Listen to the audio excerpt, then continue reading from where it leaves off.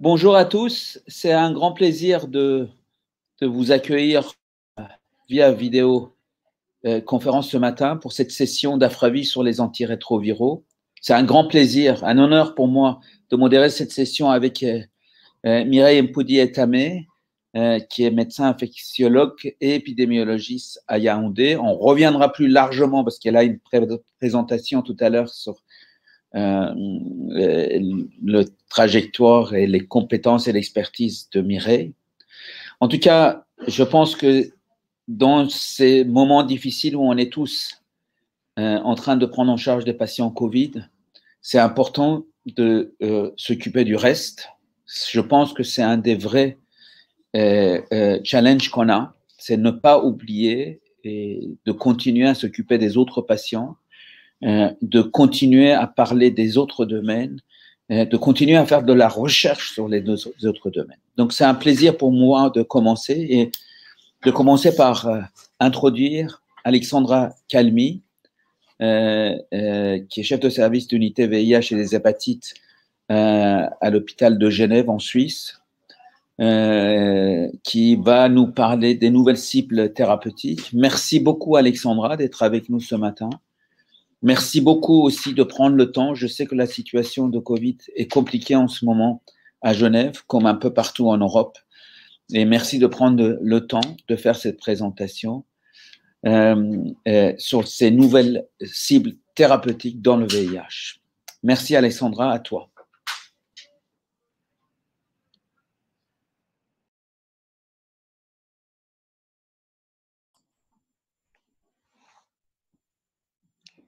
Très chers collègues, j'aimerais remercier les organisateurs de cette conférence de m'avoir confié la tâche de mettre à jour les stratégies et le panorama des nouvelles molécules dans le domaine du VIH. Cette diapositive expose mes liens d'intérêt. Difficile de parler de 2020 sans débuter par la pandémie Covid-19. Celle-ci a profondément modifié l'organisation de la prise en charge des personnes vivant avec le VIH. Pourquoi ? D'abord par un questionnement sur leur propre vulnérabilité, puis lorsqu'il est devenu plus clair que le stade du VIH en lui-même n'était pas un facteur de risque majeur, parce que nos cliniques ont été contraintes de s'adapter, mettant une pression majeure sur la continuité de la prise en charge. Les essais cliniques ont pris du retard et l'impact sur la mise à disposition de nouvelles molécules est probable. Et enfin, les médicaments anti-VIH ont acquis une certaine respectabilité au début de cette année. En janvier déjà, en effet, les journaux parlent d'un médicament mystérieux actif contre le coronavirus. Ce médicament est le bien connu Kaletra, son nom de marque, la combinaison de lopinavir-ritonavir développée par Abbott puis AbbVie, qui avait été déjà étudiée comme thérapie des autres coronavirus, les SARS ou encore MERS-CoV. Une étude récente, publiée le 22 octobre dans le New England Journal of Medicine, démontre d'ailleurs l'efficacité du lopinavir-ritonavir en association avec l'interféron bêta dans le traitement de MERS-CoV en Arabie Saoudite. La combinaison de lopinavir-ritonavir est bien connue depuis le tout début des années 2000 et fait partie de la classe des antiprotéases qui ont modifié si profondément le pronostic des personnes atteintes du sida à cette époque. Depuis, et après plus de 30 ans de recherche, d'autres classes et d'autres molécules que le lopinavir-ritonavir sont proposées en première ligne aux personnes vivant avec le VIH. Ainsi, en 2020 et en un coup d'œil, quelles sont ces nouveautés ? D'abord, le grand retour de la classe des inhibiteurs non nucléosidiques de la rétrotranscriptase, les NNRTI. Depuis septembre 2019, l'utilisation de la doravirine a été élargie à des combinaisons en relais chez les patients dont la charge virale est supprimée. Le positionnement des inhibiteurs de protéase, lui, n'a pas changé la dernière année. Et si la FDA n'a pas encore approuvé la formulation de longue durée de cabotegravir et rilpivirine, l'Agence européenne du médicament, elle, vient de le faire le 16 octobre de cette année. Cette approbation a été basée sur les résultats des études sponsorisées par l'industrie, FLAIR et Atlas, qui ont inclus à elles deux plus de 1100 patients dans 16 pays. Il est donc très probable qu'à très court terme, une option de bithérapie de maintenance à longue durée d'action soit disponible, au moins dans certains pays. L'étude FLAIR, dont les résultats de la semaine 96 ont été présentés à la CROI cette année, montre en tout cas un succès virologique raisonnable de 86% avec cette stratégie et l'absence d'échec virologique survenu entre la semaine 48 et la semaine 96. On sait également que la pharmacocinétique de ces molécules permet une injection espacée chaque 2 mois et ces données ont été confirmées par le succès virologique des patients recevant la combinaison de cabotegravir et rilpivirine, laquelle est non inférieure à celle qui la reçoivent mensuellement, avec 94 et 93% de succès respectivement à la semaine 48. Tout n'est pas pour autant résolu et les résultats de ces essais cliniques sont rarement représentatifs de la vraie vie. Dans cette diapositive présentée lors du congrès de Glasgow par Meg Doherty de l'OMS, les essais de phase 3 d'une autre molécule, celle-ci bien connue, le dolutegravir, également développé par Viv Healthcare, ont inclus des populations bien différentes de celles qui sont prévalentes dans l'épi mondial actuel, avec notamment une prédominance massive d'hommes blancs, comme nous le voyons sur le panel à droite de cet écran. Et même si le dolutegravir a été développé il y a plus de 10 ans, on retrouve la même déconnexion avec la vie réelle dans l'étude FLAIR. Dans cette étude récente, en effet, seuls 22% de femmes comptent parmi les participants. La grande majorité des patients inclus ne sont pas en stade tardif, 80% ont d'ailleurs une charge virale initiale inférieure à 100 000 cophies, et l'on note plus de 60% de personnes caucasiennes incluses dans cet essai. De fait, les avantages de ces combinaisons sont nombreuses. Elles sont listées à gauche de cette diapositive. On notera d'abord la possibilité de se passer du lead oral, la bonne pénétration tissulaire de ces combinaisons de longue durée d'action, la possibilité de DOT, donc de prise sous supervision, la meilleure intimité de prise lorsqu'elle est nécessaire, l'existence d'essais cliniques chez les enfants et les adolescents, et enfin, l'accouplement avec d'autres partenaires pour offrir des options de maintenance très innovantes. Toutefois, les questions auxquelles il faudra donner réponse sont nombreuses également. Le volume des doses est encore important, on ne parle pas encore d'auto-injection, la charge des cliniques devra être soigneusement évaluée, les algorithmes de prise en charge des patients venant tardivement pour une injection devront être clarifiés, et bien sûr, que faire si l'on souhaite interrompre tout de suite un traitement de longue durée d'action, par exemple dans le cadre d'une interaction médicamenteuse délétère. J'aimerais compléter ce panorama avec la mention d'autres molécules en développement dont vous trouverez de plus amples descriptions dès la page 330 du livre AFRA-VIH, livre dont je salue la sortie malgré les circonstances exceptionnelles que nous vivons actuellement. Mais pourquoi donc rechercher encore de nouvelles molécules?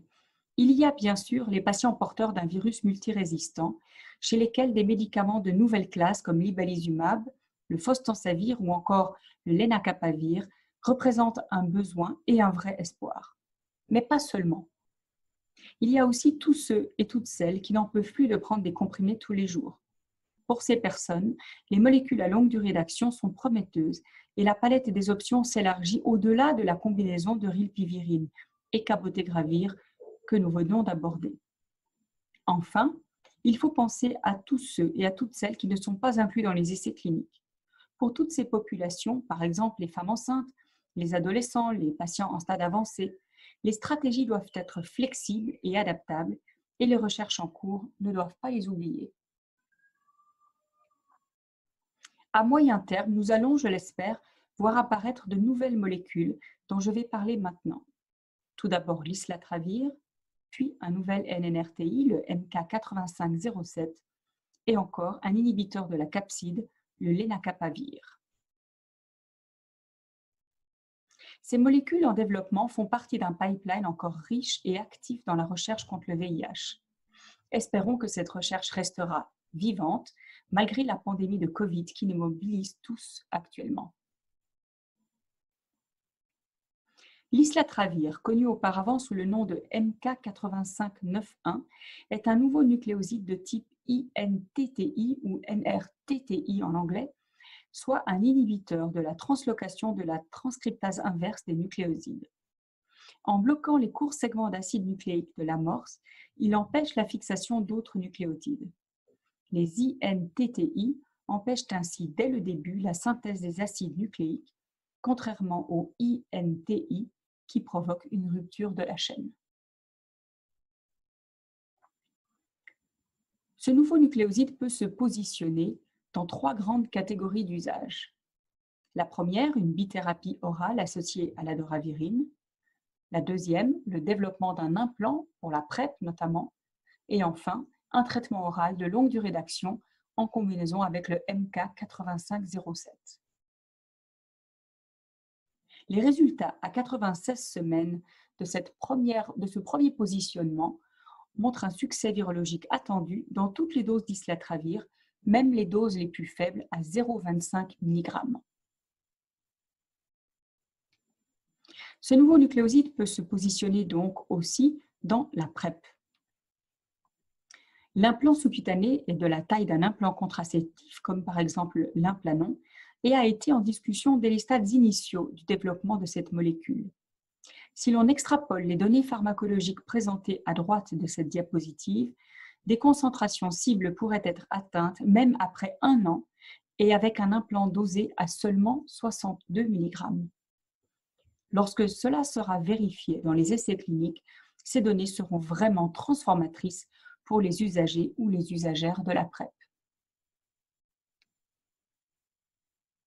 Enfin, ce nouveau nucléoside est également en développement avec une bithérapie orale de longue durée lorsqu'il est associé avec un nouvel INRT, un inhibiteur non nucléosidique de la rétrotranscriptase ou NNRTI. Alors, quel est ce nouvel NNRTI? Il s'agit du MK8507, un NNRTI développé par MSD dont la demi-vie s'étend à plus de 65 heures, supportant ainsi un dosage avec une prise orale hebdomadaire. Dans cet essai présenté ci-dessous, un essai de type dose finding, 4 parmi les 18 patients inclus, naïfs de tout traitement antirétroviral, ont débuté les ARV non pas 7 jours après une dose unique de MK8507, comme il était demandé dans le protocole, mais 14 jours. Un de ces patients a développé une résistance 10 jours après la prise orale de 600 mg. Il a développé une mutation F227C qui, si elle confère une résistance totale au NNRTI, y compris la doravirine, augmente la sensibilité de l'islatravir. Ainsi, la traduction clinique de cette mutation F227C n'est pas forcément celle de l'échec thérapeutique. Il semble par ailleurs que c'est la dose de 80 mg qui sera choisie pour la suite du développement de cette molécule. Enfin, j'aimerais dire quelques mots des inhibiteurs de la capside, premiers dans leur classe à être développés pour un usage clinique. Eux aussi présentent l'avantage d'être actifs à plusieurs niveaux du cycle de réplication. Ils sont administrés par voie sous-cutanée et ont un potentiel pour un dosage au moins trimestriel. Les sujets sains ont bien toléré une dose jusqu'à 450 mg. Dans cette étude de phase 1 randomisée en double aveugle et contre placebo chez 30 participants, une dose élevée de 600 mg resterait ainsi supérieure à la cible thérapeutique durant près de 6 mois, supportant une administration subcutanée avec un espacement des dosages très attractif. Actuellement, 2 essais cliniques sont en cours avec cette molécule. Un pour son usage chez les patients multirésistants, et c'est là que l'on attend la plus-value de ce first in class, et l'autre chez les patients naïfs de tout traitement antirétroviral.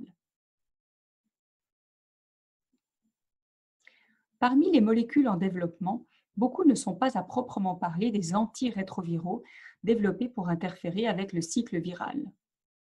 En orange, sur cette diapositive, nous retrouvons des anticorps, et parmi eux, des anticorps dits neutralisants à large spectre, ou BINAP. Cette image représente schématiquement la structure des spicules de la glycoprotéine d'enveloppe à la surface du VIH1. Chaque spicule est un trimère d'hétérodimère constitué de glycoprotéines externes GP120 en gris clair et de glycoprotéines transmembranaires en gris foncé, la GP41. Les principaux binables sont indiqués au niveau de chacun des 5 sites de vulnérabilité. Ces anticorps sont capables de neutraliser un grand nombre de souches, y compris de sous-types différents. Ils sont administrés par voie IV ou sous-cutanée. Il existe des mutants de longue durée de vie avec 2 à 3 fois plus de durée de vie que les mutants non LS. Des combinaisons ou des anticorps trispécifiques sont en développement pour éviter des résistances. Nous représentons ici le spectre d'activité, soit le pourcentage de virus neutralisé à une concentration donnée, et la concentration inhibitrice 50 moyenne pour les principaux binables. Chaque cercle correspond à un binable dont le nom est indiqué. Les binables de première génération sont représentés par des cercles non remplis et les binables de deuxième génération par des cercles colorés. Vous voyez ici que la puissance de ces binables en deuxième génération est bien plus importante que celle de la première génération. L'utilité clinique de ces binables est testée dans des contextes variés, mais pourrait se positionner plutôt dans le contexte de la prévention ou alors en primo-infection, mais on peut aussi penser qu'ils participeront à des stratégies pour intensifier le traitement en adjonction avec des molécules actives pour des patients multi-exposés. Il est bon parfois de regarder ailleurs, en Chine par exemple, où un inhibiteur de la fusion, jamais commercialisé en dehors de ce pays, sera accouplé à des binables pour former une thérapie de maintenance innovante avec une très longue durée d'action. Ce pipeline, riche en nouvelles molécules, doit être lu avec réserve toutefois.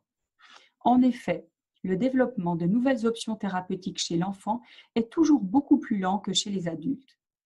Peu de molécules, on le voit sur ce schéma, se trouvent en phase 1.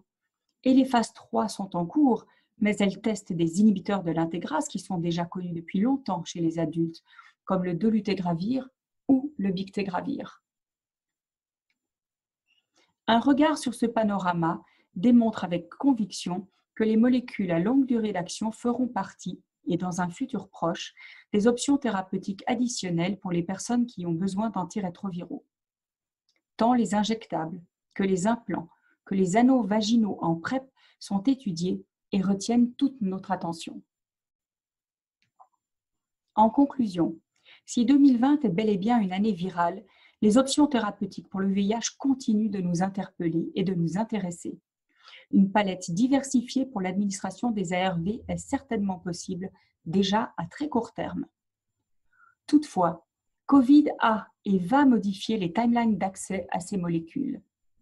Comme d'habitude, et Covid ne change rien à cela malheureusement, l'individualisation des traitements pose la question de l'universalité de l'accès à ces thérapies innovantes.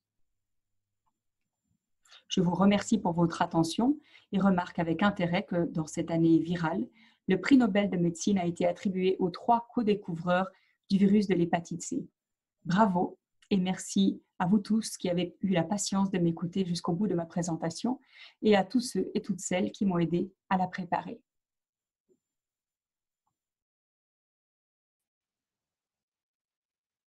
Bonjour, je suis le docteur Koudieta Mireille du Cameroun. Salutations de Yaoundé à mon co-modérateur et à toutes les personnes connectées sur la plateforme d'Afra VIH 2020. Je pense que malgré tout, nous allons avoir une session intéressante. La prochaine présentation va être offerte par le docteur Roland Landman. Dr Landman est médecin. Il exerce au service des maladies infectieuses et tropicales de l'hôpital Bichat en France et ses domaines d'expertise portent sur l'infection, la prévention et le traitement de l'infection au VIH. Il dirige la recherche clinique à l'IMEA. Il a travaillé sur plusieurs essais cliniques en France et en Afrique. Le Dr Landman est auteur d'une centaine de publications. Il s'intéresse particulièrement aux alternatives à la trithérapie antirétrovirale standard. Donc, dans la présentation qui va suivre, Dr Landman va parler des stratégies d'allègement. Les questions seront adressées à l'issue des 2 prochaines présentations. Donc, sans plus tarder, nous allons écouter le docteur Landman sur les stratégies d'allègement état de l'art vidéo. Bonjour, je suis le docteur Landman. Merci à la FRAVI 2020 de m'avoir invité à discuter avec vous de stratégies d'allègement. Je travaille à l'hôpital Bernard sur ces questions d'allègement depuis quelques années. Alors, si on revient à la question fondamentale de pourquoi on propose un allègement thérapeutique en 2020, je pense que la question essentielle, c'est la question de la prévention des effets secondaires à long terme des traitements antirétroviraux, sur des traitements qui sont des traitements continus à vie pour nos patients. Et dans une population qui est une population qui maintenant vieillit et qui est polymédicamentée, pour lequel la prévention de la toxicité médicamenteuse et de la surcharge de médicaments est une question essentielle. Donc, il faut prévenir les interactions médicamenteuses. Il faut prendre en compte aussi la lassitude parfois des patients vis-à-vis d'un traitement quotidien continu et revenir sur une notion fondamentale qui est la juste posologie nécessaire pour contrôler le virus, qui ne serait peut-être pas la même en induction ou en maintenance, comme nous allons le voir. Et puis enfin, la réduction des coûts des antirétroviraux qui restent excessivement chers au nord et au sud, puisque même s'ils sont beaucoup moins chers, ils doivent faire face à une masse de population à traiter pour lesquels le coût a quand même une incidence sur le nombre de patients à suivre. Alors, sans revenir à tout l'historique, à partir des trithérapies chez les patients contrôlés, on a développé beaucoup de types de simplification. Tout d'abord, on a effectivement travaillé il y a longtemps sur les traitements une fois par jour. C'est un acquis. Au traitement combiné, c'est aussi un acquis. Beaucoup de médicaments sont des traitements combinés. Ensuite, on s'est intéressé à la réduction des traitements de certaines molécules dans leur prise quotidienne. On est passé, il y a eu des essais sur les favirenz 600 mg à 400 mg, sur les IP boostés, notamment le darunavir à de 800 mg à 400 mg, ou sur le déboost de la tazanavir. C'est quand même des avancées pour la réduction des posologies. Et enfin, on s'est posé la question plus fondamentale, est-ce qu'on ne peut pas faire moins que 3 par jour? Et on a développé essentiellement beaucoup d'études randomisées sur les stratégies avec 2 médicaments, les 2DR, qui sont des associations de 2 classes thérapeutiques, on y reviendra, et encore plus récemment sur des 2DR en long-acting, comme le cabotegravir et la rilpivirine en association en intramusculaire toutes les 4 ou 8 semaines. L'autre voie qui a été développée plutôt par des équipes françaises, pas que, ce sont des voies pour réduire les posologies hebdomadaires des trithérapies en réduisant 5 jours par semaine, voire 4 jours par semaine, ou 1 jour sur 2 pour certaines molécules.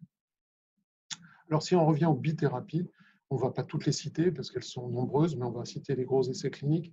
Alors, les bithérapies, c'est dolutegravir, rilpivirine, pour la plus ancienne, c'est SWORD 1 et 2, qui avaient déjà montré en critères primaires à 48 semaines la non-infériorité.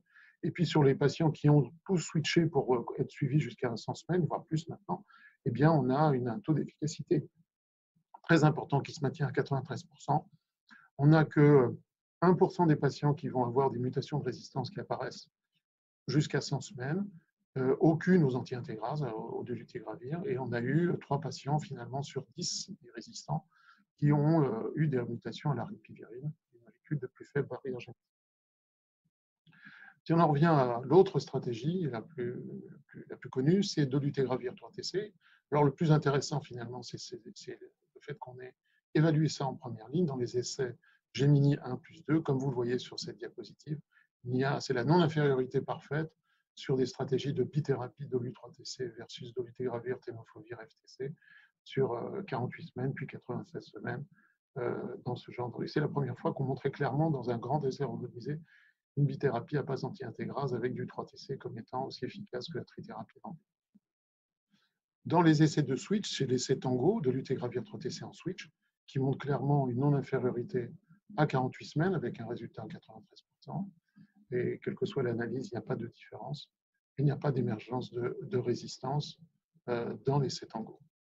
Alors justement, sur la question des résistances, on a souvent peur de l'émergence de plus de résistance dans les stratégies d'allègement, notamment de bithérapie.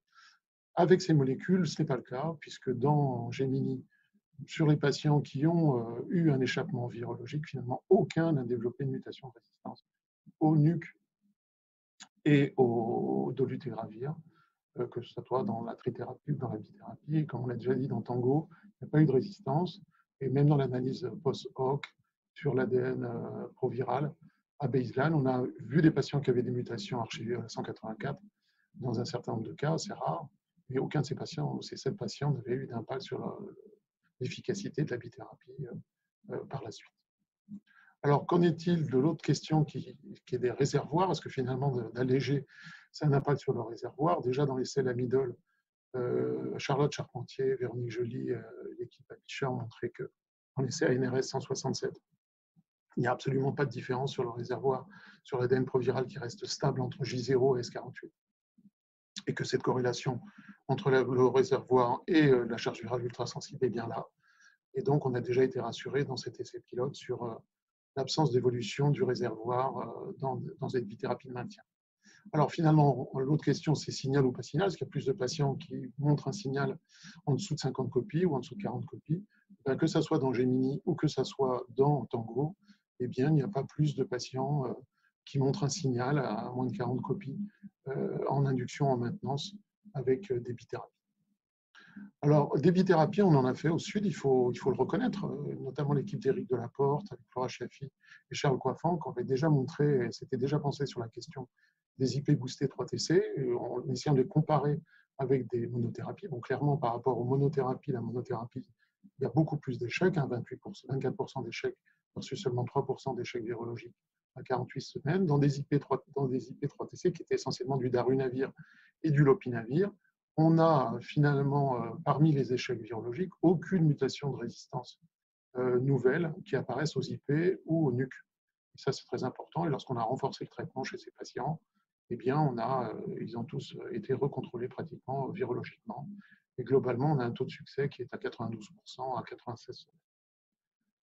Alors, nous, on continue avec nos collègues du Sud à travailler sur ces allègements, puisqu'on met en place, on vient de démarrer malgré le Covid, un essai à NRS Moderato, qui est lié au Côte d'Ivoire, au Cameroun et au Burkina Faso, qui s'intéresse à la comparaison du traitement qui reste toujours le traitement, un des traitements les plus utilisés au Sud, qui est du tenofovir 3TC favirenz en traitement de maintenance, que l'on compare à de l'atazanavir boosté 3TC ou de l'utilitaravir 3TC. On verra qu'au bout de 96 semaines, il y a des différences d'efficacité, moins d'émergence de mutations de résistance, et si la tolérance a été globalement bonne pour implémenter ce genre de stratégie.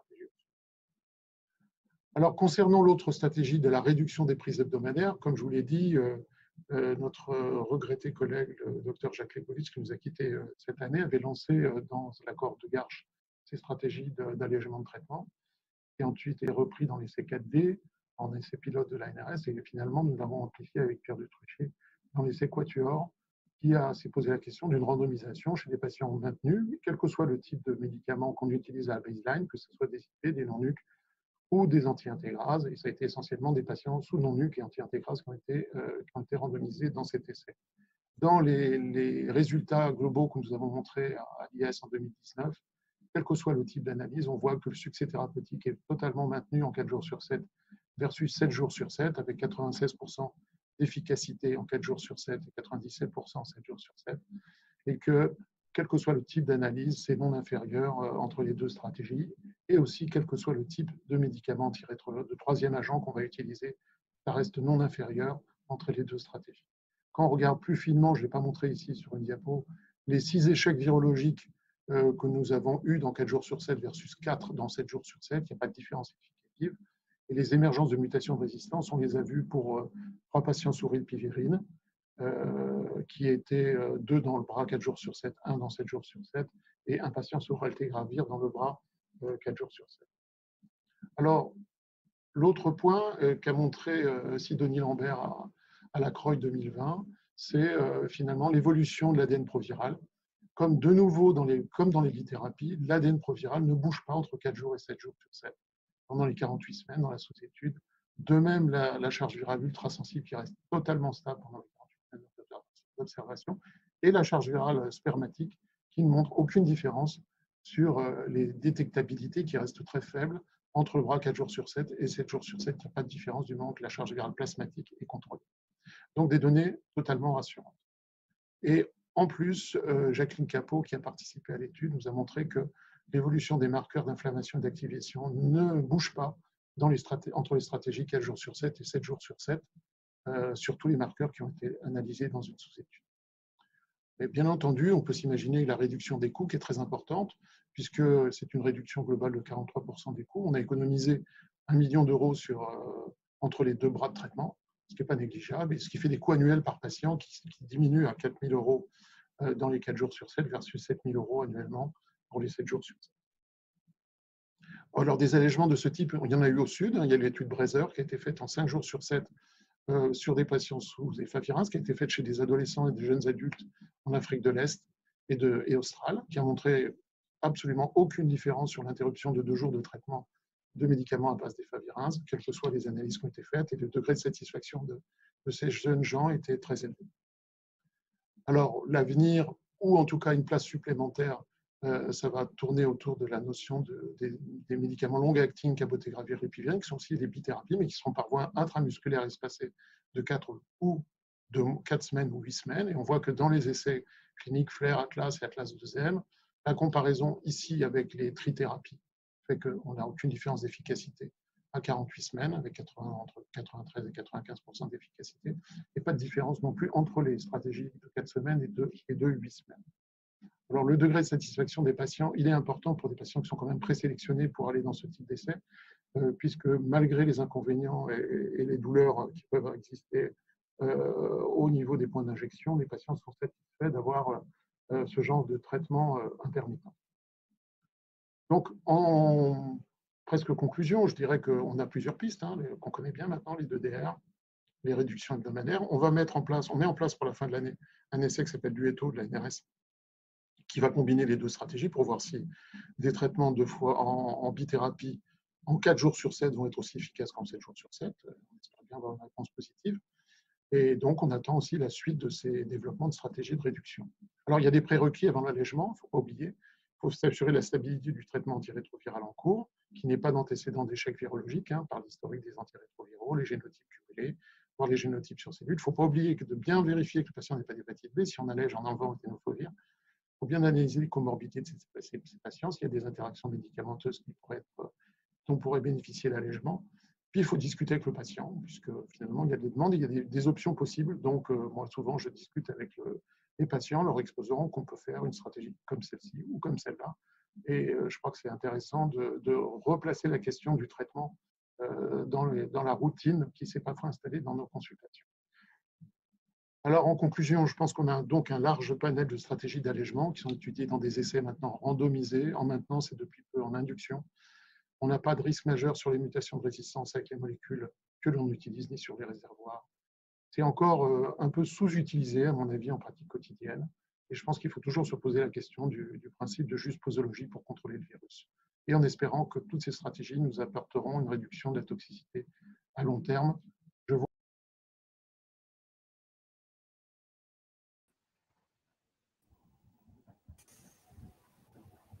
Pour Roland, je ne sais pas si...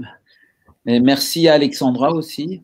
Alors, je voudrais quand même prendre 2 minutes pour présenter de nouveau Mireille Mpoudi-Etame, parce que tout à l'heure, je ne l'ai pas bien présenté. Et je me suis dit, c'était peut-être pas le moment, mais maintenant c'est le moment parce qu'on a une dizaine de minutes pour des questions. Donc, je voulais dire que donc, Dr Mpoudi-Etame est chef de programme militaire de lutte contre le VIH au Cameroun. Elle a plus de 15 ans de recherche internationale en matière de VIH, même pas que en Cameroun, en France, mais aussi aux États-Unis. Et moi, en tout cas, je suis très enchanté, même si c'est par visioconférence interposée, de co-modérer cette session avec vous. Alors, je voulais aussi dire que n'hésitez pas, parce qu'on n'a pas beaucoup de questions, ou en tout cas, je ne les vois pas. N'hésitez pas de mettre des questions dans les questions et réponses pour qu'on puisse vous poser. Alors, moi, j'ai une question avant de passer la parole à Mireille, peut-être pour Alexandra. Alexandra, tu sais, dans l'Ebola, alors je suis désolé, c'est monomaniaque, mais dans l'Ebola et dans le Covid, on a beaucoup parlé de ces anticorps monoclonaux, les anticorps neutralisants, etc. Comment ça se fait que dans le VIH, on n'a pas entendu parler de ça? On n'a pas beaucoup, en tout cas, ou peut-être moi, je n'étais pas encore dans le VIH, mais là, tu as commencé à parler, mais pourquoi on n'en parle pas plus, quoi? C'est un peu ça, une question un peu peut-être… Bon, Je crois qu'il y a quand même quelque chose qu'il faut dire, c'est que les anticorps neutralisants dans le VIH ne permettent pas de guérir. Ouais. Or, on guérit d'Ebola, on guérit du Covid, heureusement, mais on ne guérit pas encore du VIH. Donc, ces anticorps neutralisants, s'ils existent et ils apparaissent, parfois, ils sont largement neutralisants chez une fraction des patients, mais comme tu sais, ils ne permettent pas de guérir. Donc, il faut vraiment essayer de combiner probablement ces approches parce qu'un seul anticorps, même largement neutralisant, ne permet pas aujourd'hui d'avoir des réponses satisfaisantes. Quand on essaie d'arrêter les antirétroviraux, même avec des anticorps à large spectre, on maintient une suppression virologique de l'ordre de quelques semaines, mais pas plus. Ce que je trouve assez intéressant, c'est les combinaisons qui sont actuellement étudiées, où on combine des anticorps largement neutralisants de deuxième génération à longue durée d'action avec des antirétroviraux, eux aussi à longue durée d'action. Et ce qu'on espère voir arriver à l'avenir, c'est peut-être le mieux qu'on puisse faire à court terme en tout cas, c'est de se passer d'antirétroviraux à prendre quotidiennement pour une période de 6 mois, voire 1 an. Peut-être que c'est ça que ces anticorps nous permettront d'atteindre. Mais ils ne sont pas aussi sexy et séduisants, effectivement, que dans l'Ebola ou dans Covid. Merci beaucoup, mais c'est intéressant. Donc, en fait, c'est leur demi-vie long, le fait qu'on peut éventuellement le faire sur une période donnée et en même temps l'arrivée des nouveaux traitements antirétroviraux habituels avec demi-vie long que tu expliques pourquoi il y a une émergence, en fait. C'est intéressant, je trouve. Hein. Merci. Mireille, vous avez une question, vous? Oui, j'ai une petite question, mais avant, je voulais me montrer honorée d'être co-modérateur du professeur Yazdan Pana, qui est infectiologue au service il est chef de service des maladies infectieuses à l'hôpital Bichat. Donc, on a 2 personnes de l'hôpital Bichat sur le panel. Il dirige une équipe de recherche INSERM sur la prévention et le traitement des maladies infectieuses. Je ne parle pas du nombre de publications, c'est sûr qu'on ne peut pas les compter. Je voulais poser une question au docteur Landman. Je me demande pourquoi les personnes connectées n'en ont pas. La question se pose particulièrement pour les pays du Sud ou alors les pays aux ressources limitées en général. Je voulais savoir, docteur Landman, quelle est votre opinion personnelle sur l'application des stratégies de réduction en dehors des essais cliniques dans les pays africains notamment, surtout lorsqu'on considère l'accès limité aux tests diagnostiques, notamment pour la charge virale et le nombre de comorbidités. Et en plus, avec ce qui est en train de se passer au Cameroun, par exemple, et je sais que ça se passe ailleurs aussi, il y a un switch quasi universel des patients initialement sous tenofovir, lamivudine et favirenz, tout droit sur tenofovir, lamivudine, dolutegravir, sans tenir compte des charges virales. Et donc, on voit déjà les soucis venir avec des personnes, une proportion non négligeable de patients qui vont être sous monothérapie. Alors, qu'est-ce que vous pensez de tout ça? Est-ce que vous pensez vraiment qu'on peut déjà appliquer ces stratégies-là dans nos pays? C'est une question qui normalement aurait dû être posée à Serge Ollier qui devait intervenir après moi. Mais comme on travaille depuis très longtemps ensemble, je vais me permettre de répondre un peu à sa place. Je pense que effectivement le problème c'est l'absence de génotype qui, nous, au Nord, nous permet de faire toutes ces stratégies avec une espèce de grande sécurité pour s'assurer que les patients n'ont pas de mutation préalable. Bon, néanmoins, quand même, quand on parle de molécules qui ont une forte barrière génétique, comme le dolutegravir, ou même les IP boostés, je pense que les risques sont relativement faibles. La question se pose plutôt sur la question des traitements associés. Donc, je pense que si on reprend très brièvement ce que j'ai dit, que ça soit sur des stratégies qui ont été faites au Sud sur les favirenz 5 jours par semaine, qui a été testé chez les patients qui sont sous atripla. Sur la place ça a été fait, je pense que ça peut être largement fait pour alléger les traitements. Concernant le dolutegravir, je pense que les stratégies dolutegravir 3TC, elles sont pas appliquées, mais je vois pas pourquoi, dans le fond, elles ne seraient pas applicables. La seule vraie question, c'est les co-infections d'hépatite B, qui sont assez fréquentes au Sud. Il faut s'assurer que les patients n'ont pas une hépatite B, mais une stratégie dolutegravir 3TC. Les essais nombreux ont montré que c'est très efficace. Donc, je pense que pour l'instant, il y a des stratégies OMS qui sont qui sont pas taillées par patient, qui sont taillées en termes de programme, en disant voilà, c'est une seule stratégie pour tout le monde, ça peut se comprendre. Maintenant, au niveau individuel, je pense que quand même, il y a de la place certainement pour des bithérapies d'entretien chez bon nombre de patients en prenant un certain nombre de précautions. Les patients sont restés toujours indétectables, ils sont adhérents à leur traitement initial, ils ont des molécules qui vont être utilisées à haute barrière génétique. Je pense qu'il y a peu de risques. Merci. Il y a une question de Dr Kouafak. Yazdan. Alors, oui, alors, je pensais que c'est bien que… Allez-y, Charles. Comme ça, on vous voit. Oui, c'est un plaisir. Merci, beau, Charles, Merci, Alexandra, pour cette présentation. C'est toujours un plaisir d'écouter, de voir qu'il y a beaucoup de choses sur le pipeline. Mais depuis longtemps, on parle de ces molécules à longue durée d'action. Et les patients nous demandent toujours à quand est-ce qu'ils vont entrer dans l'utilisation en routine. Pourquoi ça traîne autant qu'on ne mette pas ça dans notre pratique? Merci Charles, ça me fait aussi très plaisir de te voir, même par Zoom. Il y a plusieurs points que j'ai abordés tout à l'heure, c'est-à-dire que c'est pas si simple finalement de répondre à toutes les questions que posent ces bithérapies à longue durée. Un des points d'ailleurs qu'a mentionné Roland tout à l'heure, c'est la présence chez près de 20% des patients d'une hépatite B, en tout cas dans certains contextes. Ça rend pas forcément ces bithérapies très attractives pour ces personnes-là.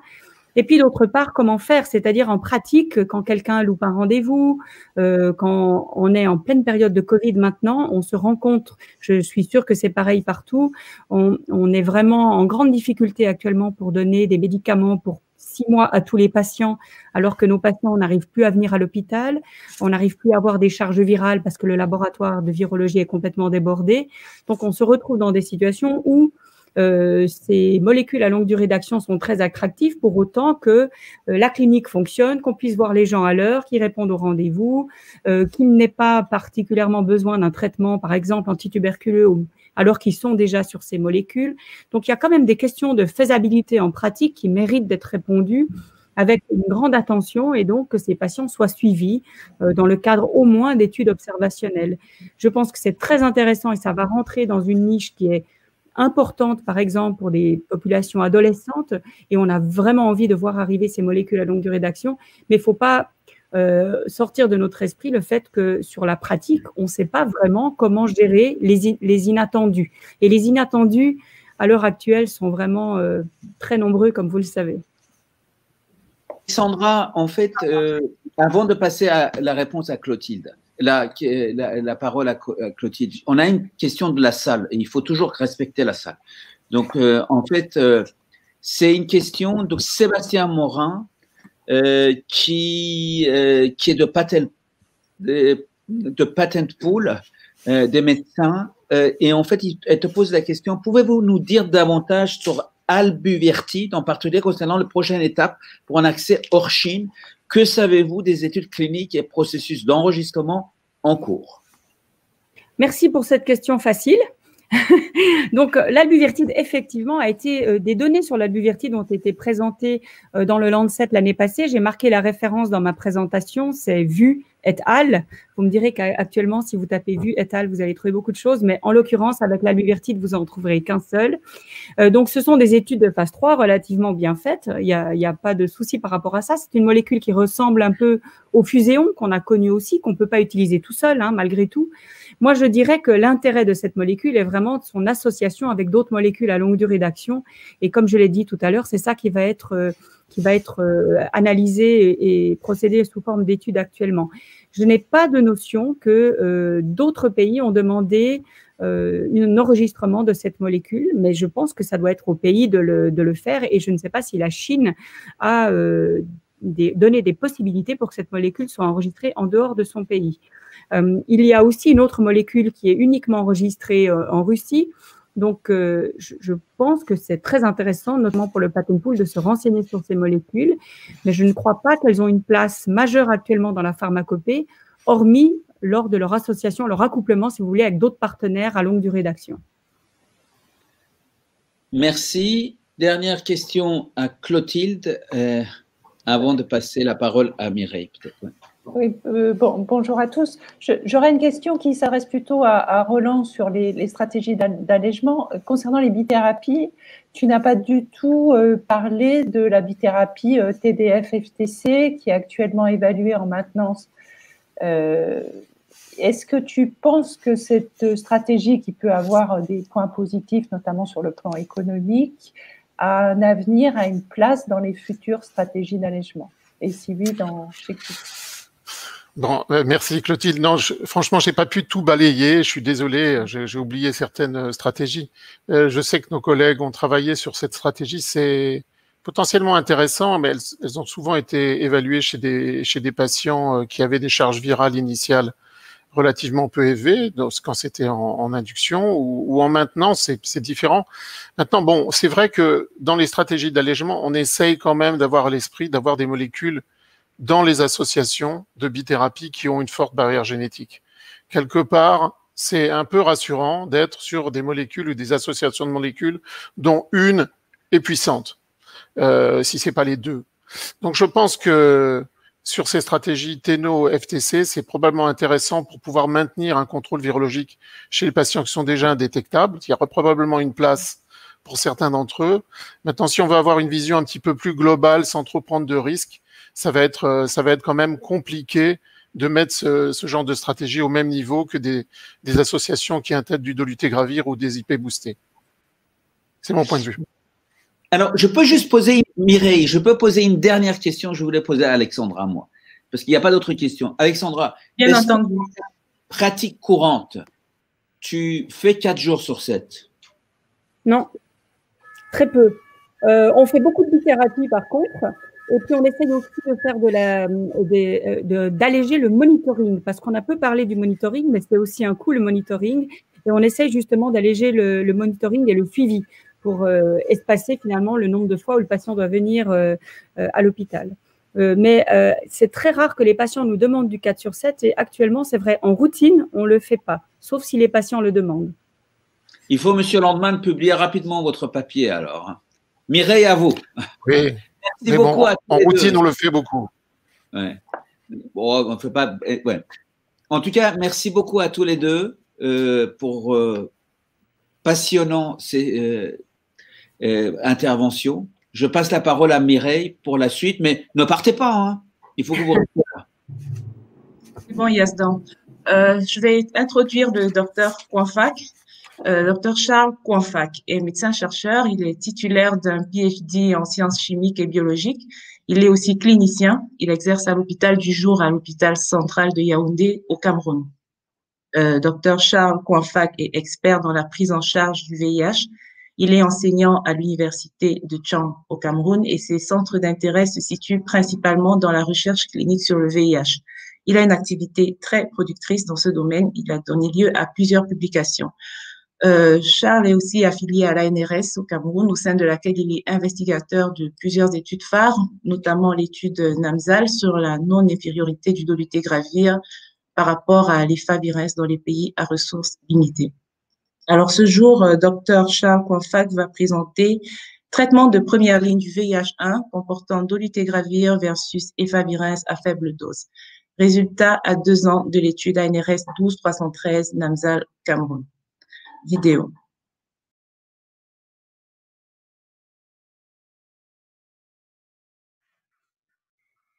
Bonjour, c'est un plaisir pour moi de participer à cette conférence internationale AFRA-VIH 2020 sur le VIH, les hépatites et la santé sexuelle, qui a sa particularité cette année de parler de la COVID-19. Je voudrais remercier les organisateurs qui me donnent l'occasion, au nom de l'équipe NAMSAL, de présenter les résultats de l'étude ANRS 12313 dolutegravir versus efavirenz 400 comme protocole pour le traitement initial des patients infectés par le VIH au Cameroun. Les résultats à la semaine 96. Je n'ai pas de conflit d'intérêt à déclarer. Je voudrais revenir sur les recommandations OMS 2019 qui préconisent les traitements antirétroviraux à base de dolutegravir comme protocole préférentiel et les protocoles à base d'efavirenz 400 comme protocole alternatif de première ligne. Il faut dire que ces résultats de l'OMS ont été reconfortés par les résultats de l'étude Advance de S48, publié dans le New England Journal of Medicine en juin 2019, qui montrait la non-infériorité des protocoles à base de dolutegravir versus efavirenz 600. Il faut dire que le même mois, les études de Namsal à S48 ont confirmé la non-infériorité des protocoles à base de dolutegravir versus efavirenz faible dose, soit 400 mg. Mais ces deux études ont mis en exergue un gain de point pondéral chez les patients qui étaient sous protocole à base de dolutegravir, d'où la nécessité d'évaluer à long terme. Il faut dire que l'étude Namsal incluait les patients qui étaient infectés par le VH1, âgés de plus de 18 ans, naïfs de traitement antirétroviral, avec une charge virale supérieure à 1000 copies, qui étaient randomisés soit dans le sous-protocole de dolutegravir 50 mg plus TDF3-TC ou efavirenz 400 mg plus TDF3-TC. Étaient donc suivis jusqu'à S96. Il est préconisé un suivi à long terme pour évaluer également l'efficacité et la sécurité des protocoles à base de dolutegravir versus efavirenz 400. Cette étude est faite dans 3 sites à Yaoundé, l'hôpital central de Yaoundé, l'hôpital militaire de Yaoundé et l'hôpital de la Cité Verte. 820 patients ont été screenés dans l'étude, dont 204 inéligibles, et 616 patients ont été inclus, dont 310 dans le bras de dolutegravir et 306 dans le bras efavirenz 400. Au cours de l'étude, il y a eu 8 décès, 7 abandons dans le bras de dolutegravir, 10 décès, 11 abandons dans le bras efavirenz 400. Donc, les résultats à S96 sont faits sur la base de 260 patients dans le bras de dolutegravir et 286 dans le bras efavirenz 400 mg. Donc, les caractéristiques des patients montrent que quand on prend les données socio-démographiques, il n'y a pas de différence entre les deux groupes. Quand on regarde le STAT OMS, il n'y a pas de différence entre les deux groupes. Également, quand on stratifie les patients à baseline avec une charge virale inférieure à 100 000 copies ou bien supérieure à 500 000 copies, il n'y a pas de différence entre les deux groupes. Également, quand on regarde les CDK. Les résultats montrent que avec une charge virale inférieure à 50 copies, on a 73,9% des patients dans le bras de dolutegravir et 72,3% dans le bras efavirenz 400. Et cette différence n'est pas statistiquement significative. Et nous avons prévu, on l'avait fait également, un test de supériorité. Lorsqu'on fait un test de supériorité, il n'y a pas de différence entre les deux groupes. Quand on regarde les patients qui ont arrêté le traitement pour décès ou bien qui ont été arrêtés pour d'autres raisons, on ne trouve pas de différence entre les deux groupes. Mais lorsqu'on stratifie la réponse virologique selon la charge virale à baseline, à moins de 100 000 copies, on a 80,6% dans le bras de dolutegravir versus 82,5% dans le bras efavirenz 400. Et lorsqu'on regarde les patients avec une charge virale supérieure à 100 000 copies, voire 500 000 copies, on se rend compte que plus la charge virale à baseline est élevée, moins la réponse virologique est satisfaisante, ce qui avait été déjà vu à S48 qui se confirme à S96. Lorsqu'on regarde la suppression virale, selon la définition de l'OMS, dont une charge virale inférieure à 1000 copies, on a 84,2% dans le bras de dolutegravir versus 80,2% dans le bras efavirenz 400. Cette diapositive montre de façon claire que la charge virale, la suppression de la charge virale est fonction de la charge virale à la baseline.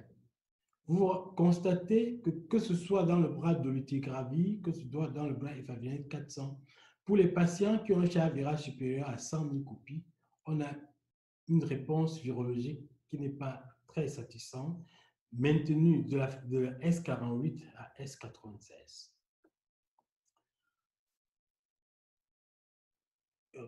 Essayant de regarder les mutations de résistance, nous avons constaté des S48 qui avaient une différence statistiquement significative par rapport à l'apparition des mutations de résistance sur les non-nucs, où on trouve beaucoup plus de mutations de résistance dans le groupe de efavirenz 400 versus dolutegravir.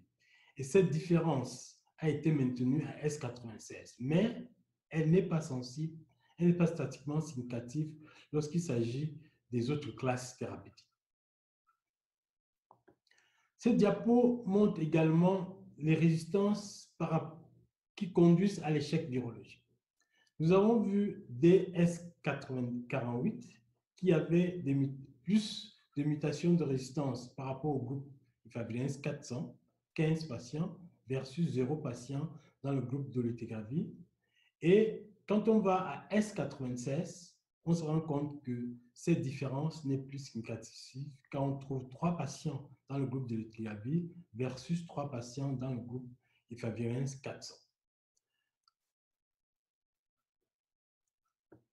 Nous avons maintenant cette diapositive qui montre le gain pondéral. Dans le groupe dolutegravir, on a plus 6 kg chez les patients versus 4,2 kg dans le bras efavirenz 400. Et cette différence est statistiquement significative. Et nous nous rendons compte qu'on avait déjà à S48 ce gain de poids qui était statistiquement significatif, qui se maintient à S96. Cette diapo montre très clairement cette différence de poids selon le bras des patients, vue à S48 qui se maintient à S96. Et on se rend compte que cette augmentation de poids est beaucoup plus importante chez les femmes que chez les hommes. Et cette diapo montre qu'en dehors de la situation de gain de poids, il y a des troubles lipidiques qui sont beaucoup plus marqués dans le groupe dolutegravir que dans le groupe efavirenz 400, avec une différence statistiquement significative. Par rapport à la sécurité des éléments en classe indésirables, on se rend compte dans le bras de dolutegravir, on a eu 19% des patients qui ont présenté des éléments indésirables versus 15% dans le bras efavirenz 400. À S48, cette différence était déjà sensible, avec 11% dans le bras de dolutegravir versus 8% dans le bras efavirenz 400. Pour ce qui est de cette sécurité, nous avons 404 femmes qui étaient exposées aux antirétroviraux dans ce bras. Nous avons eu de 3 patients qui ont switché du bras dolutegravir vers le bras efavirenz 600 parce qu'ils avaient un désir d'être enceintes après l'alerte de l'OMS. Nous avons eu un seul cas de mort-née précoce à 26 semaines, aucun cas de transmission du VIH, mais nous n'avons pas constaté de malformation génitale chez ces enfants. En conclusion, on peut dire que les résultats de Namzal à S96 confirment déjà ce qu'on avait à S48 avec la non-infériorité du dolutegravir versus efavirenz 400, ce qui avait déjà été montré également avec dolutegravir versus efavirenz 600 dans ADVANCE. Mais cette étude montre un gain de poids, une augmentation du poids qui est anormale dans le bras de dolutegravir, qui nécessite qu'il y ait des études plus approfondies pour comprendre ce qui se passe en termes de ce gain de poids et surtout des troubles cardiovasculaires que cela peut entraîner. Je vous exhorte à lire ces 2 publications qui ont été publiées, une en juillet dans le New England Journal of Medicine et celle que nous venons de publier pour S96 dans HIV, Lancet HIV. Je voudrais remercier notre sponsor, l'ANRS et UNITED, et remercier toutes les équipes qui participent à cette étude et les patients qui continuent à être suivis dans le cadre du projet Namzal. Et je vous remercie pour pour votre aimable attention.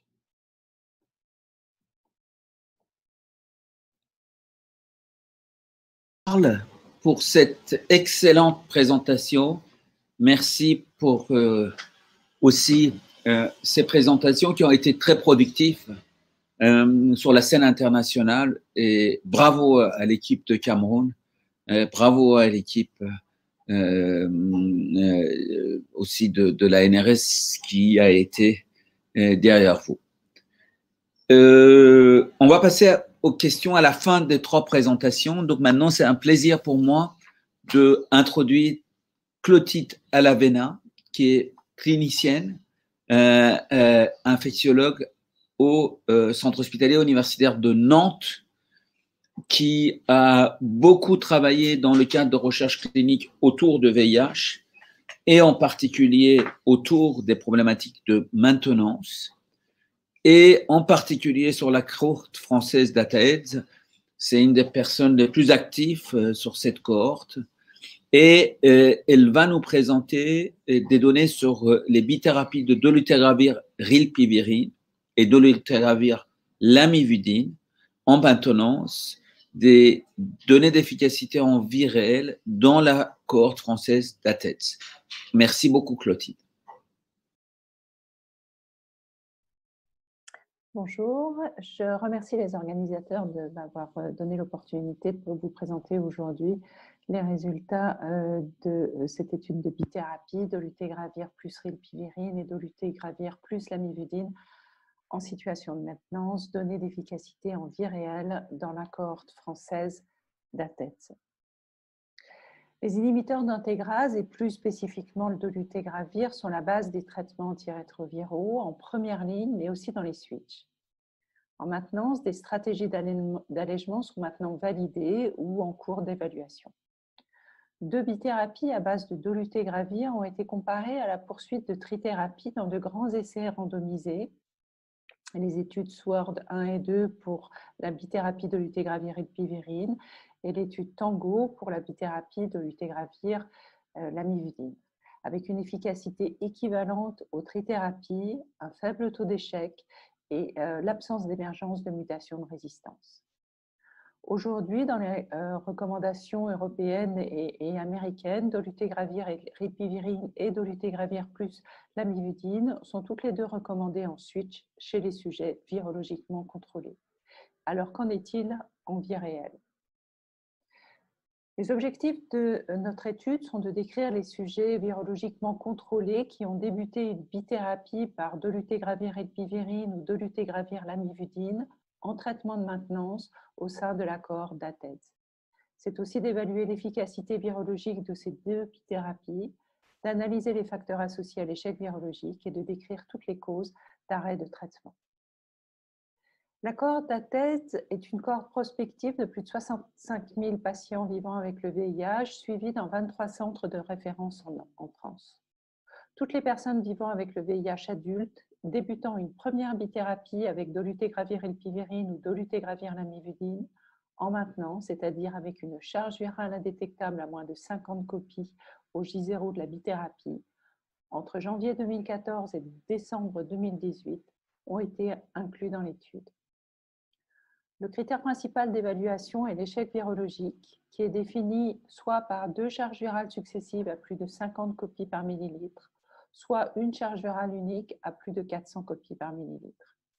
Les génotypes historiques cumulés avant la bithérapie ont été comparés aux génotypes à l'échec quand ils étaient disponibles. Parmi les critères secondaires, on note l'évaluation et la recherche des facteurs associés à l'échec virologique et les motifs d'arrêt des bithérapies. 1374 sujets adultes ont été inclus dans l'étude. Parmi eux, 799 ont été mis sous la bithérapie dolutegravir rilpivirine et 575 ont été mis sous la bithérapie dolutegravir lamivudine. En termes de suivi médian, vous voyez que dans les 2 groupes, le suivi est comparable et est à plus de 2 ans.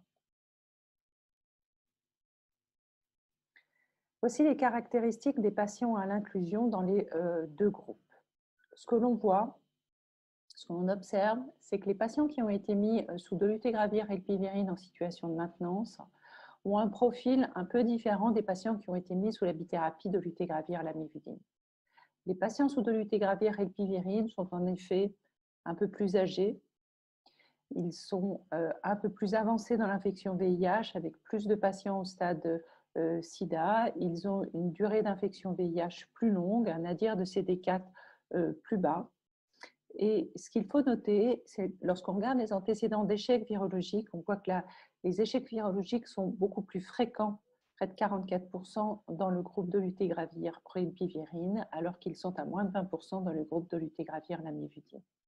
Le point important, c'est que dans le groupe dolutegravir elpivirine, on voit que 11% des patients ont présenté un échec sous un régime qui incluait un analogue non nucléosidique et près de 5% un échec sous un régime avec anti-intégrase. Dans le bras bithérapie dolutegravir lamivudine, ce taux d'échec virologique est beaucoup plus faible. Regardons plus en détail la fréquence et les causes d'arrêt des bithérapies. Globalement, elle est à un peu plus de 20% dans le bras dolutegravir elpivirine, un peu moins de 20% dans le bras dolutegravir lamivudine. En termes d'échec virologique, on voit que le pourcentage d'arrêt pour échec virologique est très faible, 2,1% dans la bithérapie dolutegravir elpivirine, 1% sous bithérapie dolutegravir lamivudine. Nous détaillerons plus tard les situations d'échec virologique. La cause principale d'arrêt des bithérapies sont les effets indésirables. 10% dans la bithérapie dolutegravir elpivirine, 8% dans la bithérapie dolutegravir lamivudine. L'effet indésirable que l'on rencontre le plus fréquemment et qui a entraîné un arrêt de ces bithérapies, ce sont les symptômes neuropsychiques, à entre 3,5 et 4% dans les deux groupes. Les autres raisons des arrêts sont beaucoup plus variables et beaucoup moins fréquents. On note un faible pourcentage d'arrêts pour interaction médicamenteuse et puis des causes très variées. Détaillons les échecs virologiques. Je vous le rappelle, nous avons défini dans notre étude l'échec virologique par soit deux charges virales susceptibles à plus de 50 copies, soit une seule charge virale à plus de 400, quelle que soit la poursuite ou non de la bithérapie. Et on voit que les chiffres sont différents. Je vous ai dit tout à l'heure que 2,1% des patients dolutegravir elpivirine avaient présenté un échec virologique qui avait conduit à l'arrêt de la stratégie. En fait, ils sont un peu plus nombreux, 3,8% avoir présenté ces définitions de l'échec, mais n'avoir pas toujours poursuivi cette stratégie. Dans le bras dolutegravir lamivudine, vous voyez qu'il n'y a que 1% des patients qui ont arrêté la stratégie pour un échec virologique, alors qu'ils étaient 2,6% à présenter des situations d'échec virologique. Et cela veut dire en fait que les patients, pour la plupart, sont redevenus indétectables après avoir rencontré ces charges virales détectables. Détaillons maintenant les génotypes. Dans le bras dolutegravir elpivirine, je vous ai dit que 30 patients avaient eu une définition d'échec virologique. Sur ces 30 sujets pour lesquels on a regardé si des génotypes étaient disponibles, 13 sujets sur les 30 n'avaient pas de génotype, soit parce qu'ils étaient manquants, soit parce qu'ils n'avaient pas pu être amplifiés. Nous avons donc 17 génotypes disponibles à l'échec. Sur ces 17 génotypes disponibles à l'échec, 11 ne présentaient aucune mutation de résistance, que ce soit sur les analogues, sur la reverse transcriptase ou sur l'intégrase. Par contre, 6 génotypes présentaient des mutations de résistance. Dans tous les cas, chez les 6 patients, il y avait toujours des mutations qui impactaient les analogues non nucléosidiques. Et dans 2 cas sur 6, il y avait des mutations qui impactaient les intégrases. Vous avez le détail de ces mutations dans le tableau. Ces 6 patients, vous voyez, concernant les analogues non nucléosidiques, pour 3 des 6 patients, ces mutations étaient préexistantes et on voit qu'il y a dans 2 situations des mutations 138 qui sont en fait des mutations de polymorphisme. Le seul patient qui a développé une mutation sur l'intégrase entraînant une résistance aux intégrases, c'est l'apparition d'une mutation 155H. Dans le groupe de l'utégravir lamivudine, seuls 9 génotypes étaient 9 génotypes sur les 15 patients en situation d'échec étaient soit manquants, soit non amplifiables. Nous avions donc 6 génotypes disponibles à l'échec. Sur ces 6 génotypes, 5 génotypes ne présentaient aucune mutation de résistance et il y a un patient pour lequel le génotype a montré une mutation 184V. À noter que cette mutation était présente sur les génotypes historiques. Dans ce cas, aucune mutation sur l'intégrase n'a été observée. Regardons les facteurs associés à l'échec virologique. En analyse multivariée, les variables prises en compte ont été l'âge, le stade SIDA, un nadir de CD4 bas, un zénith de charge virale élevé à plus de 5 log, les durées d'indétectabilité avec un cutoff à 12 mois, un antécédent d'échec virologique soit sous NRTI, soit sous NNRTI, et un début de traitement avant 1996. Le seul facteur prédictif d'échec virologique sous dolutegravir rilpivirine était l'antécédent d'échec sous analogue non nucléosidique. Aucun facteur n'est associé à l'échec virologique sous dolutegravir lamivudine, et cela s'explique en partie par le très faible nombre d'échecs virologiques observés. En conclusion, dans cette cohorte multicentrique, un suivi prolongé des 2 bithérapies montre leur bonne tolérance et leur efficacité avec un faible taux d'échec virologique. Sous dolutegravir lamivudine, il n'y a pas eu d'émergence de mutation de résistance à l'échec. Sous dolutegravir rilpivirine, le seul facteur associé à l'échec est l'antécédent d'échec virologique sous un traitement avec analogue non nucléosidique. La prise en compte de l'histoire thérapeutique antirétrovirale est donc un élément clé pour assurer le succès de cette stratégie de maintenance. Le dolutegravir confirme sa robustesse en bithérapie. Je vous remercie tous et je remercie particulièrement les personnes vivant avec le VIH qui sont inclus dans la cohorte d'ATHES et qui nous ont permis de mener ces études.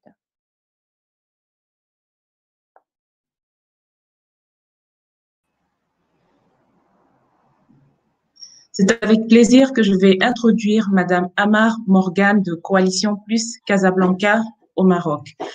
Alors, Madame Amar est chargée des partenariats à ITPC Global, où elle travaille pour la campagne Make Medicine Affordable avec des activistes de 17 pays en Amérique latine, en Afrique du Nord, en Europe de l'Est, en Asie centrale et en Asie du Sud-Est. Elle favorise l'accès au traitement du VIH, de la tuberculose, du virus de l'hépatite C et du COVID-19.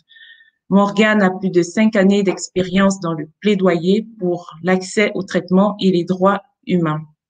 Avant de rejoindre ITPC, Morgane a travaillé avec la LCS, l'une des principales organisations communautaires du VIH dans la région MENA, et à Coalition Plus, où elle a œuvré pour la promotion de l'accès aux traitements génériques dans les pays à revenus intermédiaires, la mise à l'échelle des stratégies de prévention combinées et les droits humains.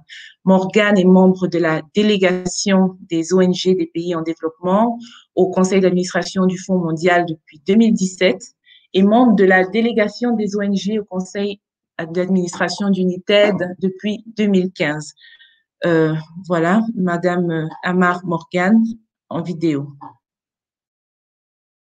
Toutes et tous, je m'appelle Morgane Amar, je travaille avec ITPC Global et je vais parler de notre travail sur les oppositions de brevets abusifs sur les médicaments comme moyen efficace pour briser les monopoles de marché et réduire les coûts de traitement. Alors, brevet et prix des médicaments, quels sont les enjeux et quel est le lien? Alors, le prix est un déterminant, voire le déterminant clé de l'accès aux médicaments. Il est lié à plusieurs éléments et notamment au degré de protection du médicament par des brevets. Donc concrètement, quand on a un brevet, on a un seul fournisseur, donc on n'a pas de compétition et donc généralement les prix des médicaments sont élevés. Quand on n'a pas de brevet, par contre, des fournisseurs génériques multiples peuvent opérer, donc la compétition s'instaure et des génériques à bas prix sont accessibles. Alors ces critères sont mis en place par les accords ADPIC qui intègrent les droits de propriété intellectuelle dans le système de l'OMC en 1994 et ils visent ces accords à harmoniser la protection de la propriété intellectuelle par différents types de protection comme les copyrights, les marques et les brevets. Et ils soumettent les médicaments au système de brevets, contrairement au passé où les produits de santé n'étaient pas soumis à ces règles. Les accords ADPIC fixent une durée de protection par les brevets de 20 ans mais ils établissent aussi des critères qui visent à favoriser l'accès en établissant des critères de brevetabilité précis, qui sont la nouveauté, l'inventivité et l'application industrielle. Donc l'établissement de ces critères permet au pays de rejeter des demandes de brevets qui sont dites abusives, c'est-à-dire qui ne respectent pas ces 3 critères. Et ce qui est intéressant, c'est que des tiers, y compris des organisations de la société civile, peuvent s'opposer à la délivrance de brevets dits abusifs en fournissant au bureau des brevets des arguments et des preuves comme quoi ces brevets ne respectent pas, dans le cas où ces brevets ne respectent pas ces 3 critères que je viens de mentionner. Alors une opposition de brevet, qu'est-ce que c'est? C'est une procédure administrative qui est permise par la loi sur les brevets dans la plupart des juridictions. Donc c'est quelque chose qui est intégré au niveau national et qui permet donc à des tiers de contester la validité d'un brevet accordé ou en attente. Donc il y a 2 types d'opposition en général. L'opposition pré-octroi, quand le brevet est déposé mais pas encore validé, et les procédures post-octroi, quand le brevet a déjà été validé, et dans ce cas-là, c'est une procédure juridique un peu plus complexe qui vise à contester un brevet après son octroi. Il y a une pratique qui est très utilisée par certaines industries pharmaceutiques, par certaines multinationales, qui s'appelle l'evergreening. C'est une pratique qui vise à protéger un médicament par plusieurs brevets successifs sur des formes mineures, et des formes qui n'ont pas réellement une activité inventive. Donc on va par exemple soumettre un brevet sur un principe actif qui n'est pas une invention, sur une combinaison de 2 médicaments qui sont déjà brevetés par ailleurs, et donc on les réunit dans une seule pilule et on va rebreveter cette pilule alors même que les molécules ont déjà été brevetées et que peut-être que le brevet a expiré. Ça peut être également sur une autre formulation, donc par exemple un médicament sous prise orale qu'on va mettre sous prise injectable et dont on va breveter cette nouvelle forme, cette nouvelle formulation, cette nouvelle méthode de traitement. Donc cette pratique de l'evergreening a pour conséquence de prolonger de manière artificielle les monopoles de marché. On a ici l'exemple du lopinavir-ritonavir. On voit que le premier brevet a été déposé avant 1990, donc il devrait être tombé dans le domaine public depuis très longtemps. Et pourtant, on voit qu'après 2025, il a encore des protections et des monopoles. Donc on voit ici sur le ritonavir, on a 9570 brevets qui ont été déposés en 2011, pas seulement en 2011, mais depuis l'invention de ce médicament. Donc on voit que c'est des chiffres qui sont faramineux. Comme exemple concret, on peut citer cet exemple, cette étude qui a été faite en Thaïlande entre 1999 et 2010. Et sur 4000 brevets et demandes de brevets, près de 84% de ces demandes portaient sur des modifications mineures d'anciennes molécules et 72% des brevets délivrés étaient de l'evergreening. On peut également citer l'exemple de l'Ukraine où en 2018, sur 30 brevets qui ont été accordés pour des médicaments sur la tuberculose, le VIH, le VHC et le cancer, 60% avaient des signes d'evergreening. Donc on voit que ça a des conséquences très, très importantes et que c'est très largement pratiqué. Alors que fait ITPC pour faire face à ces monopoles et favoriser l'accès? Alors en 2015, on a mis en place la campagne Make Medicine Affordable avec un consortium d'organisations dans 4 pays à revenus intermédiaires, qui étaient l'Argentine, le Brésil, la Thaïlande et l'Ukraine, avec l'objectif de faciliter l'entrée sur le marché de versions génériques d'antirétroviraux contre le VIH, en levant les barrières liées à la propriété intellectuelle et en s'opposant aux brevets abusifs. En 2018, cette campagne a été étendue, le consortium a été étendu à 17 pays, et on a étendu également le champ d'action à la tuberculose, au VHC et au Covid-19. Donc voici les pays du consortium. Pourquoi les pays à revenus intermédiaires? Parce que les pays à revenus intermédiaires sont souvent exclus de ce qu'on appelle les licences volontaires, qui sont des accords entre les industries pharmaceutiques, princeps de marque et les industries génériques qui donnent l'accès à certains pays à des versions génériques. Et en général, les pays à revenus intermédiaires sont jugés trop riches pour pouvoir y avoir accès et donc font face à des difficultés très concrètes. Alors, les méthodes utilisées pour les oppositions, d'abord, on sélectionne les médicaments qui sont prioritaires selon 2 critères principaux. D'abord, est-ce que le médicament est intéressant et important sur le point de vue thérapeutique médical? Et ensuite, est-ce qu'il est accessible ou non? Ensuite, on fait une analyse régulière des demandes de brevets avec une équipe de juristes, de chimistes et de pharmaciens pour juger de la validité des brevets. On fait également des formations dans les pays avec des juristes, des chimistes et des pharmaciens dans les pays qui travaillent sur ces questions et qui donc rencontrent les organisations de la société civile qui travaillent sur les enjeux de santé publique pour faire le lien entre les deux et mettre en œuvre ensemble des oppositions. Et puis ensuite, on dépose les oppositions, et quand une opposition est déposée, il y a une vraie stratégie de communication et de plaidoyer autour pour aussi mettre en lumière les enjeux d'accès du médicament en question. Alors, les résultats qu'on a vus, en fait, le premier projet a été mené entre 2015 et 2018, financé par United. Pendant ce laps de temps, 12 oppositions sur des médicaments ont été développées dans les 4 pays du projet. Sur ces 12 oppositions, 5 ont abouti au rejet du brevet et une a été abandonnée par le détenteur. Et ces rejets ont généré 472 millions d'économies annuelles pour les 4 pays du projet. Donc chaque année, les 4 pays ont économisé 472 millions de dollars qu'ils ont pu ensuite réinjecter pour d'autres interventions, mettre plus de personnes sous traitement, etc. Donc on voit vraiment que les oppositions de brevets ont un impact très fort et sont un instrument important pour générer des économies budgétaires. On peut citer le cas d'isofosbuvir, qui a été opposé en 2016 parce qu'il était jugé non nouveau et non inventif. En 2015, pardon. Donc en 2015, l'opposition a été déposée. Et en 2017, le brevet a été rejeté par le Bureau ukrainien des brevets. Ce qu'on voit ici concrètement sur c'est qu'en 2016, Gilead est arrivé sur le marché en proposant un prix de 1 350 $ par mois et qu'après le rejet du brevet, le générique aujourd'hui en Ukraine coûte 60 $ par mois. Alors, depuis 2018, comme j'ai dit, on a étendu le champ d'action également au VHC, à la tuberculose et au Covid. 26 oppositions en tout ont été déposées, 10 sur le VIH, 5 sur le VHC, 7 sur la tuberculose et 4 sur le Covid-19.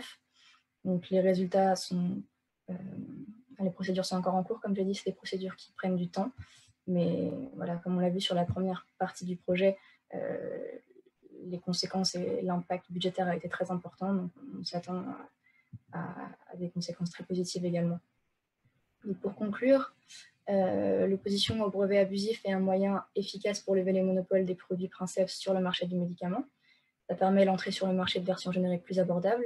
Ça permet aux programmes nationaux contre les maladies de faire des économies et donc de réinjecter ces économies sur d'autres interventions comme l'innovation, la prévention ou alors de mettre plus de personnes sous traitement.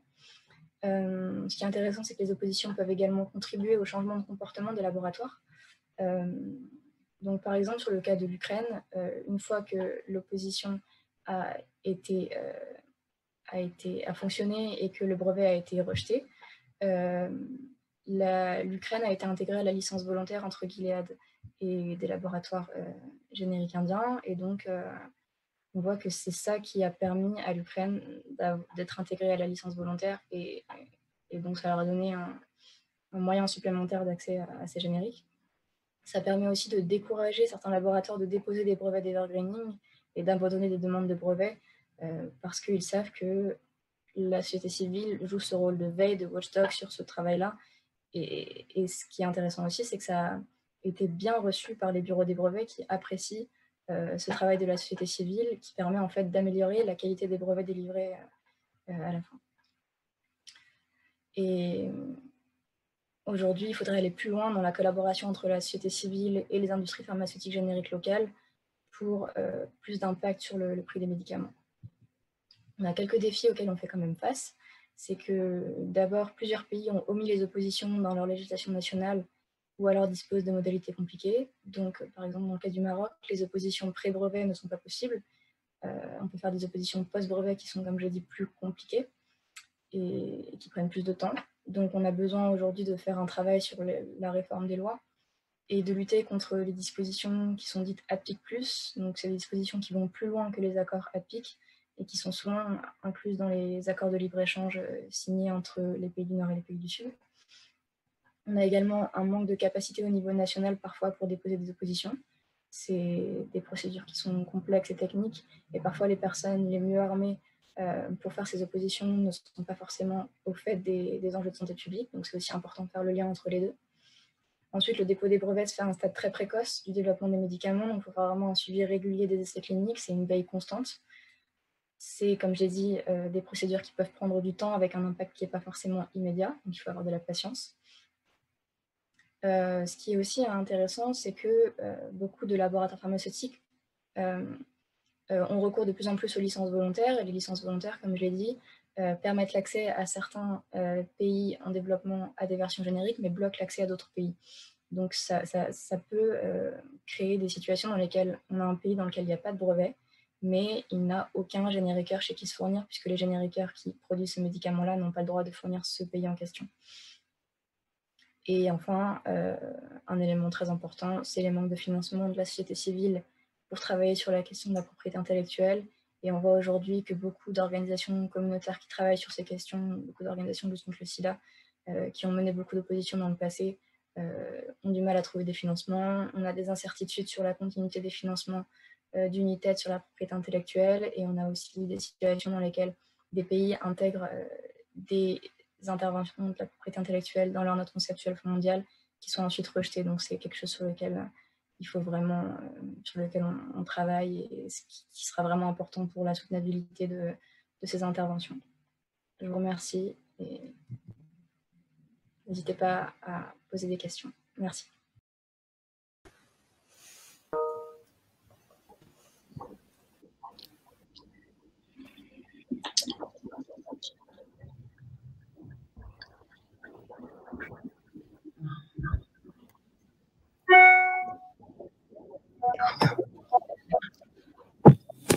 Merci beaucoup pour cette présentation. Mireille, à vous. Donc, nous sommes à la session des questions-réponses. Nous avons que les 5 présentateurs les 5 présentateurs précédents et 6 questions. Donc, une question de Mathias Cavassini du CHU Vaudois. Je suppose qu'il s'adresse à Clotilde Alavena, parce qu'il a dit « Merci Mireille pour cette belle présentation. Pour les échecs à dolutegravir rilpivirine, a-t-on des taux sanguins de rilpi ?» Clotilde, je pense qu'elle s'adresse à vous plutôt qu'à moi. Oui, très bien. Je vais répondre, oui, effectivement. Alors, la difficulté dans l'accord d'ATED, c'est qu'on a très peu de données pharmacologiques. Effectivement, c'est une question récurrente et tout le monde aimerait bien avoir la réponse, mais non, on n'a pas, je ne peux pas vous donner de données pharmacologiques sur ces études. Voilà, c'était très court. La deuxième question, et la troisième d'ailleurs, vient de Christine Kadlama de l'hôpital de Pitié-Salpêtrière. Combien de patients ont des anomalies lipidiques au-dessus du seuil de normalité? Je suppose que cette question s'adresse au docteur Kouanfak. Peut-être pas. Combien de patients ont des anomalies lipidiques au-dessus du seuil de normalité?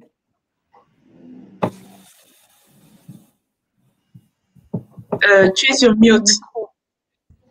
Micro. Oui, je disais que le nombre exact, on a trouvé juste qu'il y avait une différence avec les patients sur Dolu par rapport aux patients qui étaient sur Efavirenz 400.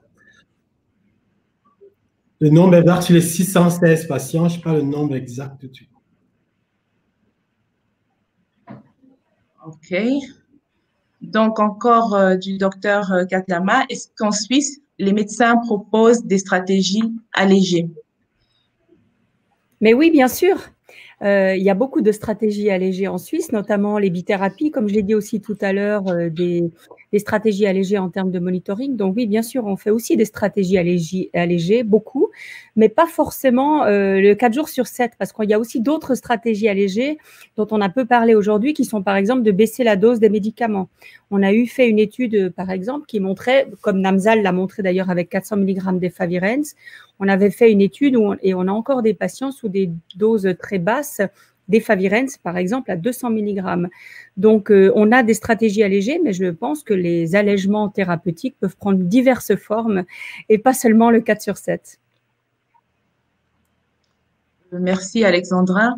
La dernière question est encore pour vous, Alexandra. Il y a Sébastien Morin de Medicines Patent Pool qui demande si vous pouvez lui dire davantage sur l'albuvirtide, en particulier concernant les prochaines étapes pour un accès hors de Chine.